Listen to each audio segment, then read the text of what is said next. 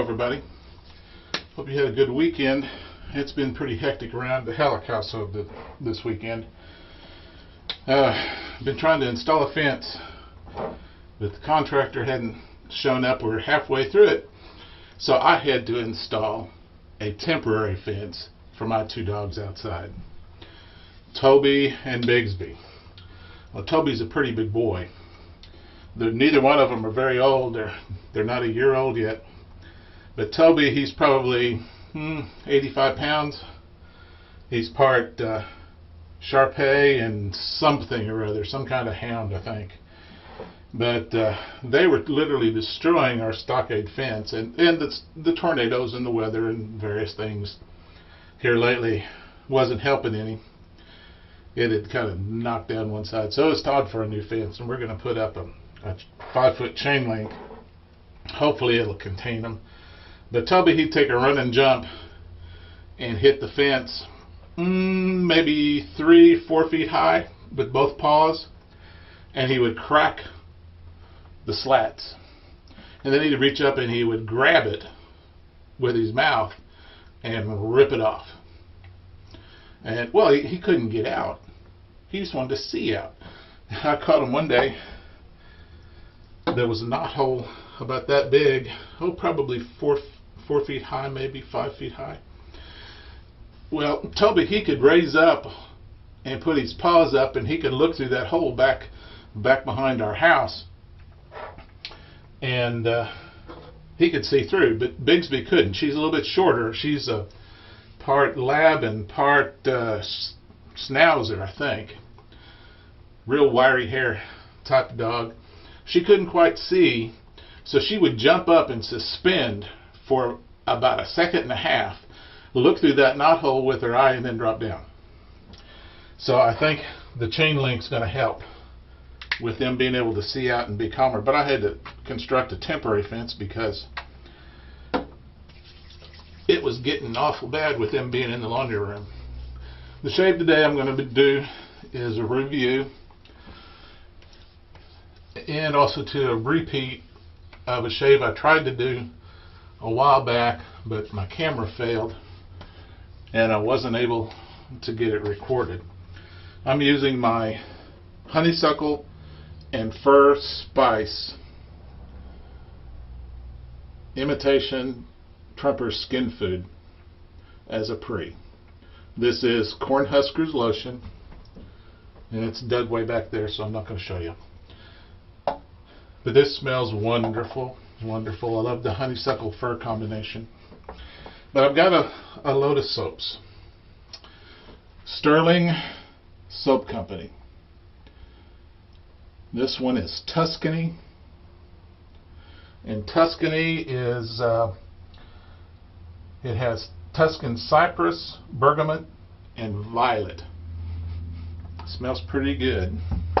This is a sample they gave me, Coastal. It kind of smells like ocean. I've been playing around with the sample.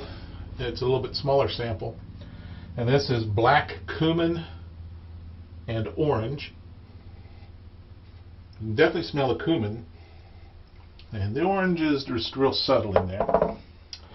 I've also got what they say was one of their best sellers, and it's called Sharp Dressed Man. I've been lathering that up and experimenting with it just to see how it lathers. And this is an Irish tweed, a green Irish tweed like Cary Grant and Clint Eastwood and folks like that made real popular. And Sharp Dressed Man, okay. The one I'm going to use today is Ben Franklin. You know, Ben Franklin. What's that got to do with it? Well, Ben Franklin, and where'd I put it? There it is. I've got it soaking in my Old Spice mug. Ben Franklin, I'm going to put a little bit of water on top of it, is benzoin, B-E-N-Z-O-I-N. I don't know what that is. Frankincense, clove, and nutmeg. It smells real nice. I'm also going to be using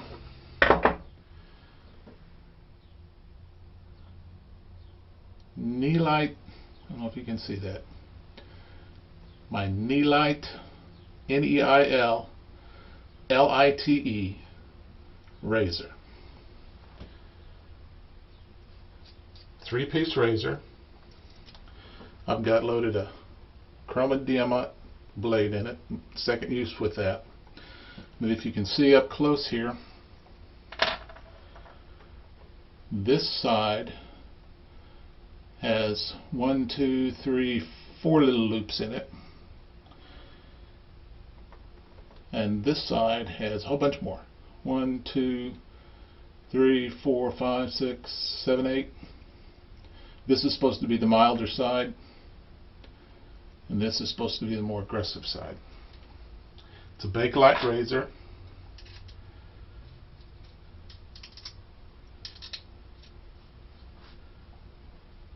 It's really fine construction. There's no problem lining up the blade exposure on it like some razors are. Let's see how it goes. I started a video with this a while back. My camera malfunctioned and didn't catch it, so I'm going to do that. I was going to do shave with this. This is a new razor I've gotten. This is a Fat Boy, a Gillette Fat Boy. Got this from Michelle Wheeler. Thank you, Michelle. I've been shaving with this all week. Got it, I think, on Monday. And I don't know what it is with this. With my father's razor is a slim. I first thought it was a Fat Boy. I had a heck of a time figuring that one out and getting a good shave out of it. I'm having the same experience with this one, and this one doesn't have any emotional baggage tied to it. I've shaved with this all week. I've not gotten a good shave from it. It irritates my skin. And no, it's not the polish. I've cleaned it, I've polished it, but I've done some ultrasonic cleaner to clean off the residue polish. It's just not shaving well. I've shaved with it on 9, I've shaved with it on 4, I've shaved with it on 5, on 7, 8. It's just, I don't know. I've used a chroma diamond, I've used the Gillette 7 o'clock, a Perma-Sharp, a couple other ones that I've tried in it. So I'm just going to set this one aside for a while. I don't know if it's the condition of my beard's in at this point in time or not. But back to the Stirling soap. I've test lathered these soaps. They are a tallow-based soap, and just like wool fat, you've got to start off slow and build. And I've bowl lathered, I'm face lathered. They do well with both. I think bowl lathering they do much better. But face lathering they do well too. You know, it's just you've got to start off with a relatively dry brush. I need some water in my sink. Start off with a dry brush and then add some water to it as you build, just like any other soap. You know that a lot of soaps you got to start dry and build them up, but you need to get a good amount. Let's do some more water there.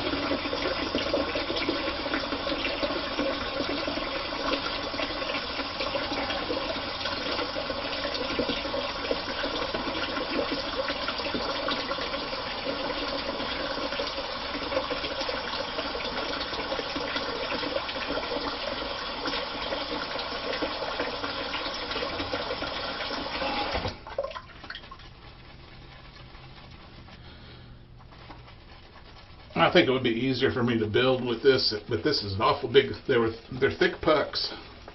And I've got it in this small cup, so it's kind of hard to get the soap out of it. So it takes me a little bit longer to load my brush.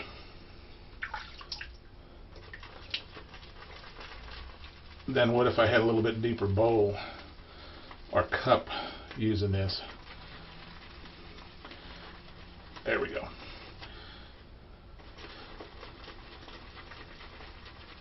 But these should be long-lasting soaps. There we go.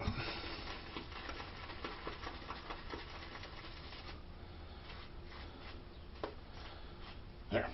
We got a pretty good load on the brush. And oh, this smells so good. Frankincense and clove and nutmeg. Then go to a bowl. Start just whipping it up in the bowl.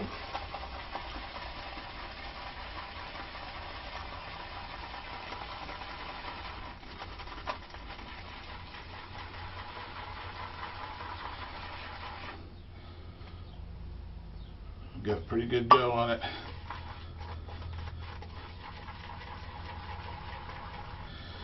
These soaps, I bought 3 soaps.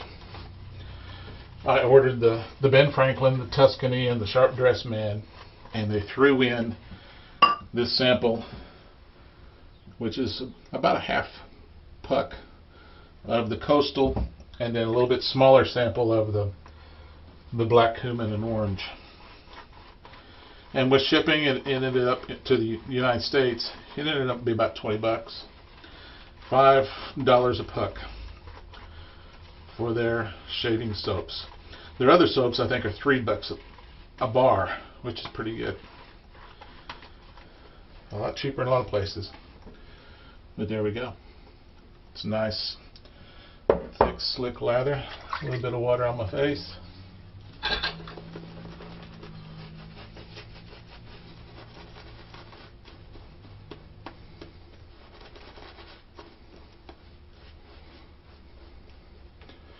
Got a thick beard. I haven't shaved since Thursday evening.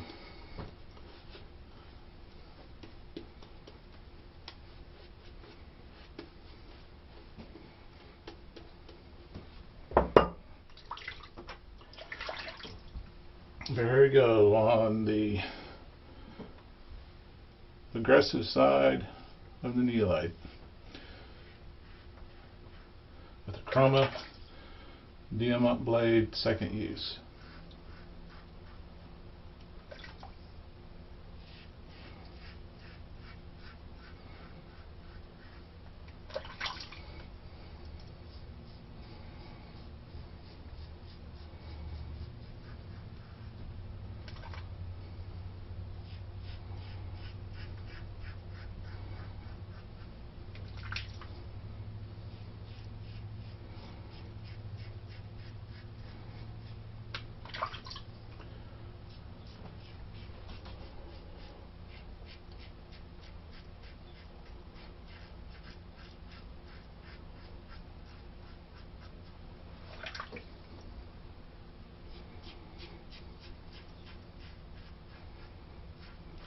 And I am sweating. I think my air conditioner's turned off, or this being on the second floor, it's not getting the cooling going up here. And it's not that hot of a day here in Oklahoma. Probably 80, 75. It's been pretty pleasant. We got a lot of rain again last night.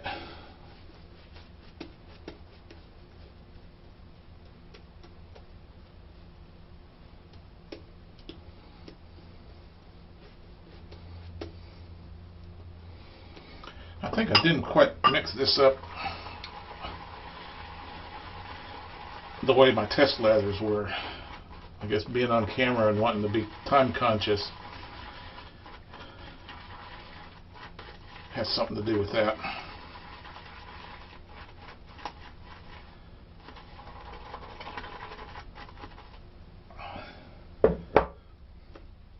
it's a little bit thinner than what my test lathers were. And maybe I rushed it a little bit, put a little bit too much water in to begin with.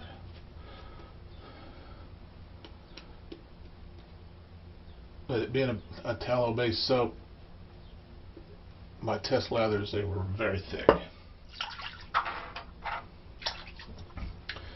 I'm still going to go with the aggressive side on this and go across the grain, which for me is up and down.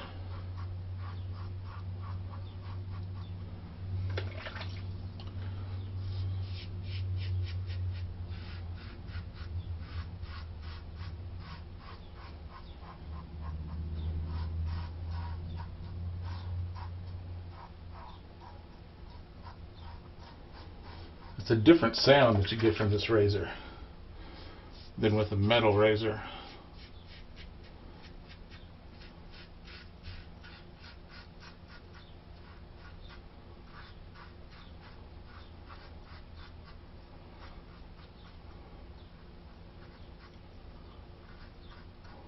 Instead of kind of the metal ring or it's kind of a little tingling sound, it's a duller sound that you get.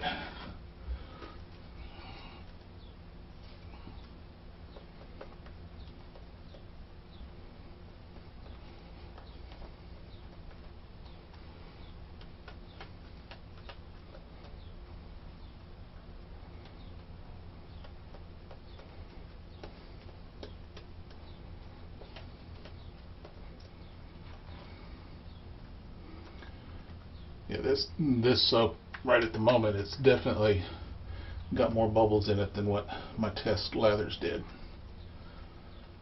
I didn't take my time in preparing it, or I probably sped up too much.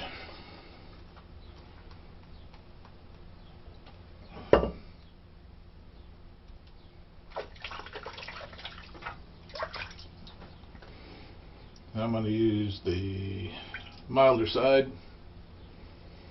It's still a real slick soap.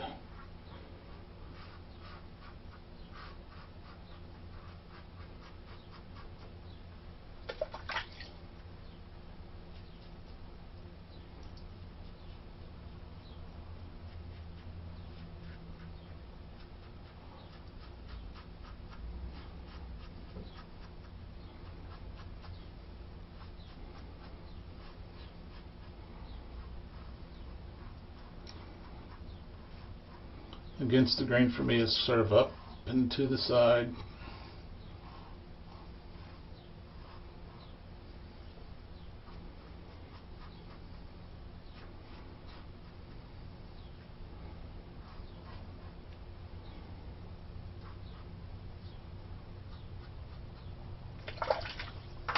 One little teeny tiny little weeper there.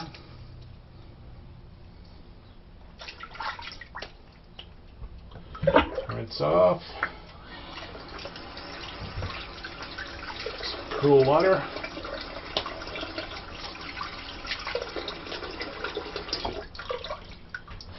Dry off a little bit.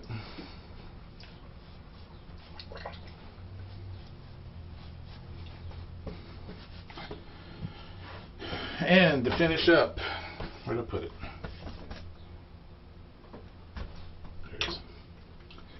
This is another one of my creations. I started off with Florida water as my base, and then I went wild. I put in a little bit of all of these. I've got some lilac and some rose and some fir and orange and honeysuckle and clove. I think that's it. All on top of Florida water. I can't remember. I didn't put lemon in this one. The oil separates a little bit. You got to shake it up. But man, it is a fantastic smell. Nothing. Oh, we got interrupted there. I ran a little bit long again. My camera stops at 20 minutes. But in conclusion, Yeah, the aftershave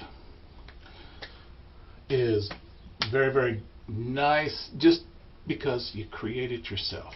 The smell, you can gear it to whatever you like, and just throwing those together, you add a little bit of this and you add a little bit of that, and you go, ooh, that smells good, but that smells even better. And let me try a little bit of this. Let me try a little bit of that. And it's fun. I know some of you guys, you don't want to be bothered. Well, that's fine. Don't be bothered. Go out and spend $60 on a cologne, $100 on a cologne, and enjoy yourself. I see nothing wrong with that if you've got the money and you want to do it. Myself, I have a hard time spending $40, $50, $60 on a cologne. I really do. I was raised by folks that grew up in the Depression, and it's just, my wife gets mad at me because I like to hoard things that she goes, throw it away, throw it away. You know, my little bottles and stuff. She doesn't see the need, and I go, I can use that sometime. And it's just the way I was raised, growing up around my grandparents, who definitely were adults during the Depression, and my mother, who was a young kid during the Depression. That's just the way they lived. And up through World War II, you just had to save everything because things were in short supply. And that's the way I feel about my shaving products. If I can take an inexpensive product and transform it into something that I can enjoy and feel like I'm being luxurious to myself, but not spending that amount of money, then that's what I'm going to do. And that's what I want to share with you guys. That if you don't have a whole bunch of money, and then I know we get caught up in buying the razors and buying the brushes and buying the different products, but if you can find good products cheap, buy them. If you can find good products that are more expensive, that are a good value, buy them. But the problem is that a lot of us don't have the big amount of change to lay out to buy the higher quality products that, yeah, you don't have to use quite as much. But it's that outlay at the beginning that kind of hurts sometimes. So if you can buy a $5 product and turn it into a product that performs like a $30 product, can't go wrong there. And that's what I want to do with my creations, and that's kind of how I've become evolved as the mad scientist, wizard, philosopher on the big shave. That's just the way I look at things. So until next time, in wrapping up, the Stirling soap company, good soap, good value. You can find them online, I believe it at stirlingsoap.com, I think is what it was. But the Ben Franklin smelled wonderful. It created slick leather. I did rush the lather and in my build and tried to do it too fast, and it got kind of bubbly. But the test lathers that I did, both face lathering and bowl lathering, were very, very rich, very, very thick. So if you take your time and you're not under pressure to do it on camera, you can create a very good lather with it. And it is a tallow-based soap. So until next time, be safe, be careful, and we'll talk with you later. Bye-bye.